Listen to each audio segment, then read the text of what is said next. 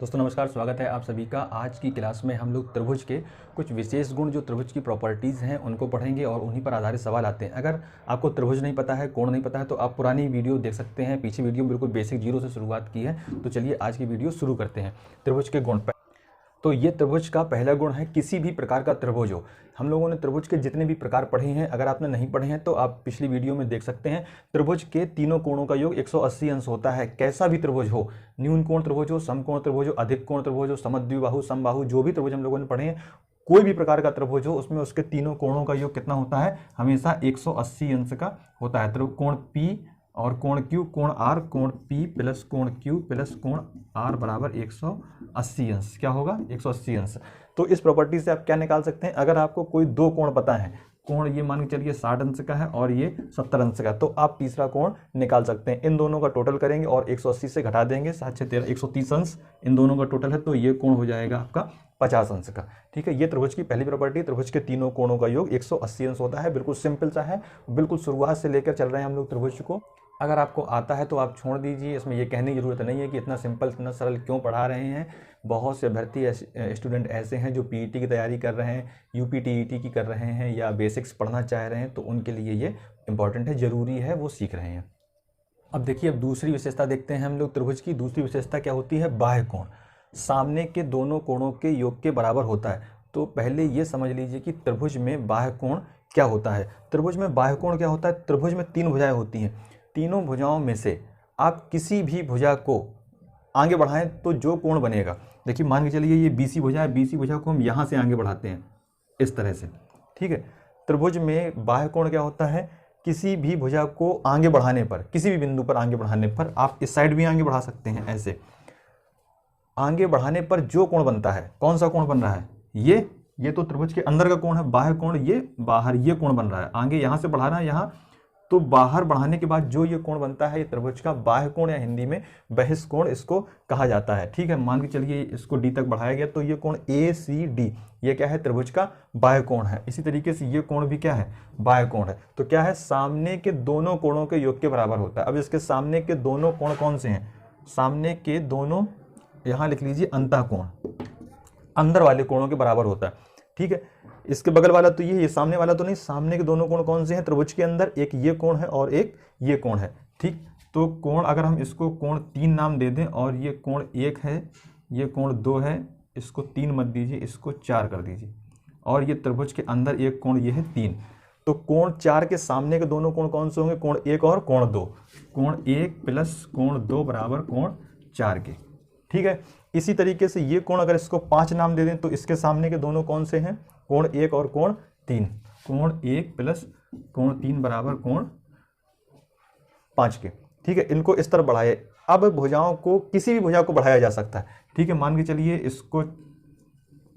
इस भुजा को ना बढ़ा के AB भुजा को बढ़ाया जाए, AB भुजा को इस तरीके से।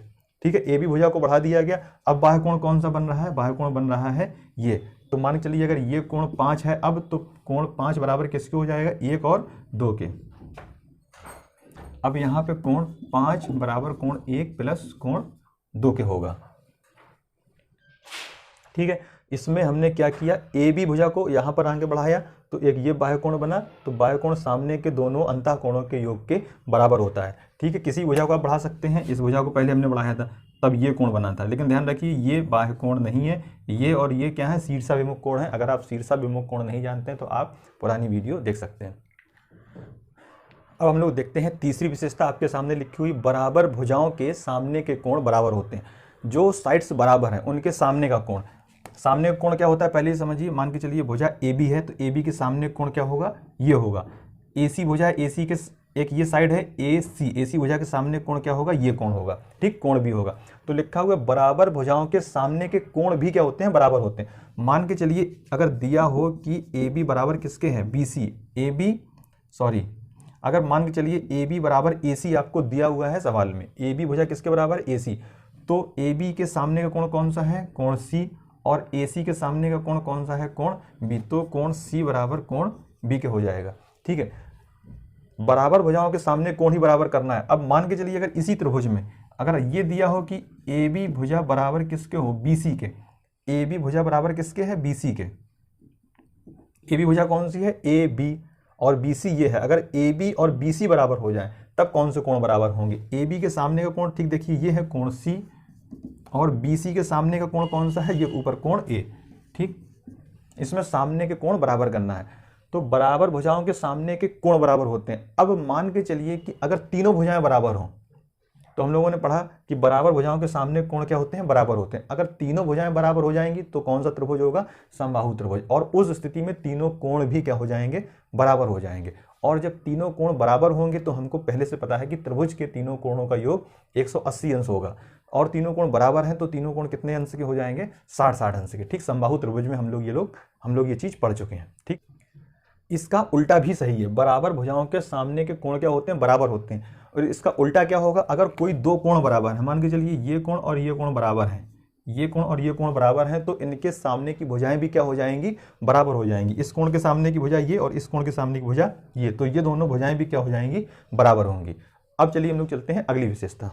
ये एक गुण और एक प्रॉपर्टीज और आपके सामने लिखी हुई है, बड़ी भुजा के सामने का कोण बड़ा और छोटी भुजा के सामने का कोण छोटा होता है। ठीक है, अगर दो कोणों का तुलना किया जाए तो जो बड़ी भुजा के सामने का कोण होगा वो बड़ा होगा और जो छोटी भुजा के सामने होगा वो छोटा होगा। मान के चलिए ए बी ये भुजा है, इसकी लंबाई है 10 सेंटीमीटर और ए सी भुजा है, इसकी लंबाई है 8 सेंटीमीटर। ठीक है, तो भुजाओं में इसमें कौन सी लंबी है, ए बी भुजा है, तो ए बी भुजा के ठीक सामने कोण कौन सा है, कोण सी। तो कोण सी क्या होगा, बड़ा होगा कोण बी से। क्यों, बी के सामने की भुजा कौन सी है, ए सी। ठीक है, ए सी के सामने कोण बी। ठीक है, तो बड़ी भुजा 10 सेंटीमीटर है, छोटी भुजा 8 सेंटीमीटर है, तो इनके सामने के कोण क्या होगा, बड़ी भुजा के सामने कोण बड़ा और छोटी भुजा के सामने कोण छोटा होगा। इसका उल्टा करके भी अगर किया जाए तो भी सही हो जाएगा।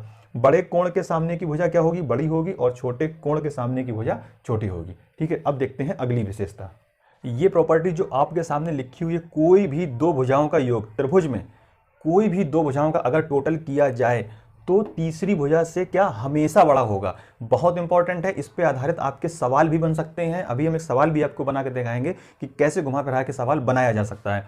कोई भी दो भुजाओं का योग तीसरी भुजा से हमेशा बड़ा होगा। मान के चलिए एक त्रिभुज की 3 भुजाएं हैं, उनकी लंबाइयां क्या है, ए सेंटीमीटर, बी सेंटीमीटर और सी सेंटीमीटर। ठीक, तो कोई भी दो भुजाएं जोड़ लीजिए आप, अगर ए और बी को जोड़ेंगे तो ये किससे बड़ा होना चाहिए, तीसरी भुजा सी से बड़ा होना चाहिए। और अगर आप बी और सी को जोड़ेंगे तो ये ए से बड़ी होना चाहिए। ठीक, अगर आप ए और सी को जोड़ेंगे तो ये टोटल क्या होगा, बी भुजा से बड़ा होगा। मान के चलिए कोई भी त्रिभुज जिसमें ये भुजाओं की लंबाइयाँ, ये इस भुजा की लंबाई ए सेंटीमीटर, इसकी बी सेंटीमीटर और इसकी सी सेंटीमीटर, ये त्रिभुज कौन सा है, ए बी सी। तो ए और बी भुजा अगर टोटल करेंगे तो किससे बड़ा होगा, तीसरी भुजा। तीसरी भुजा कौन सी है, सी, मतलब उन दोनों को छोड़ के ए को और बी ये दोनों भुजाएं जोड़ी तो इससे बड़ी होगी। बी और सी को जोड़ा, बी और सी को जोड़ा तो ए से लंबाई अधिक होगी और सी और ए को जोड़ा तो बी से अधिक होगी। ठीक है, अब इस पे आधारित एक सवाल देखिए किस तरीके से आता है। ये सवाल आपके सामने लिखा हुआ है, निम्न समूहों में से किसके द्वारा एक समद्विबाहु त्रिभुज बन सकता है। ये भुजाओं की लंबाइयां दी हुई हैं, एक त्रिभुज की 3 भुजाएं होती हैं, उनकी लंबाइयां दी हुई हैं। आपको बताना है किसको लेकर एक समद्विबाहु त्रिभुज बनाया जा सकता है। समद्विबाहु त्रिभुज क्या होता है, जिसकी दो भुजाएं बराबर हों, दो भुजाएं बराबर हों और तीसरी भुजा के बराबर ना हो, तीनों भुजाएं बराबर ना हो, दो भुजाएं बराबर हों। तो अब आपको लगेगा कि 4 सेंटीमीटर इस त्रिभुज में भी दो भुजाएं बराबर हैं, इसमें भी दो भुजाएं बराबर हैं, इसमें भी दो बराबर हैं और इसमें भी दो बराबर हैं। ठीक है, तो अब आपको लग रहा होगा कि इसमें से सभी से बन जाएगा। ठीक है, या यहाँ पर आपको एक ई ऑप्शन भी दे दिया जा सकता है, उसमें लिख दिया जाएगा उपरोक्त सभी उसमें लिख दिया जाएगा। तो अब आप इसको इस्तेमाल कीजिए, कोई भी दो भुजाओं का योग तीसरी भुजा से हमेशा बड़ा होना चाहिए तभी त्रिभुज बनेगा, अन्यथा त्रिभुज ही नहीं बनेगा। अगर दो भुजाओं का योग तीसरी भुजा से बड़ा नहीं है तो त्रिभुज नहीं बनेगा। इसमें देखिए 4 और 4 इन दोनों भुजाओं को जोड़िए, कितना हुआ 8। 8 तीसरी भुजा से बड़ा है, नहीं बड़ा है, तो ये त्रिभुज नहीं बनेगा। इसमें देखिए 3 सेंटीमीटर और 3 सेंटीमीटर मिलाकर कितना हुआ 6 सेंटीमीटर, तीसरी भुजा से बड़ा है, नहीं है, तो ये भी त्रिभुज नहीं बनेगा। बराबर है तो त्रिभुज नहीं बनेगा। इसमें देखिए 5 सेंटीमीटर 5 सेंटीमीटर 10 सेंटीमीटर हुआ। ठीक है, 10 सेंटीमीटर इससे बड़ा है तो ये त्रिभुज क्या है, बन जाएगा। ठीक, बन जाएगा। और कैसा बनेगा, समद्विबाहु त्रिभुज, क्योंकि दो भुजाओं का योग कितना होगा, दो भुजाएं क्या है, बराबर है, तो समद्विबाहु और त्रिभुज बनना भी इससे संभव है। इससे देखिए 6 सेंटीमीटर 6 सेंटीमीटर दोनों मिलाकर कितना हुआ 12 सेंटीमीटर। ठीक है, लेकिन ये कितना हो रहा है तीसरी भुजा 13 सेंटीमीटर की है, तो टोटल क्या होना चाहिए, 2 भुजाओं का बड़ा होना चाहिए, लेकिन यहाँ पर क्या कम है, तो इससे भी त्रिभुज नहीं बनेगा, इससे ही त्रिभुज बनेगा और एक समद्विबाहु त्रिभुज बन पाएगा। तो ये प्रॉपर्टीज बहुत इंपॉर्टेंट है। तो आप लोगों को आज त्रिभुज की कुछ प्रॉपर्टीज बताएं। अब हम लोग आगे वाले वीडियो में त्रिभुज में समरूपता क्या होती है उसको पढ़ेंगे। धन्यवाद।